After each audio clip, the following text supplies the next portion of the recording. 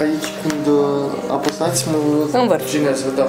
Când tai unghiuțele, cu ce tai unghiile acasă? Cu unghierea? Da. Așa, când tai unghiuțele, întotdeauna unghierea, tu trebuie să sta vârful în exterior. Ok. În momentul în care tu nu vezi vârful, tu nu știi ce faci. Ok. Ce s-a întâmplat aici? Tu ai mers până nu ai mai văzut vârful unghierei, te-ai oprit, dar ai lăsat din lateral un colț.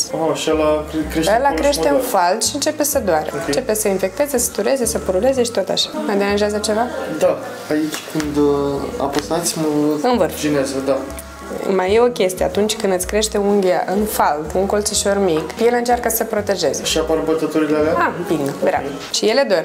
Dor ca o unghie, exact ca un Eu colțișor. mereu le tăiam, nu știu dacă e bine.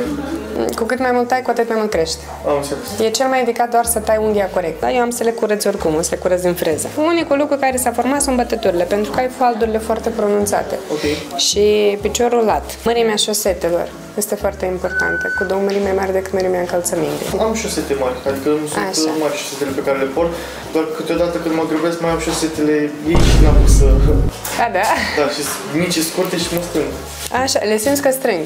Da. Ei, dacă încălțămintea tu imediat simți presiunea, la șosete nu simți imediat, dar face o compresie foarte mare. Și atunci îți strânge și unghia și faldurile și se formează bătăturile și te și dor. Ești mulțumit de Foarte mulțumit, procedura da. de astăzi? Da, foarte mulțumit.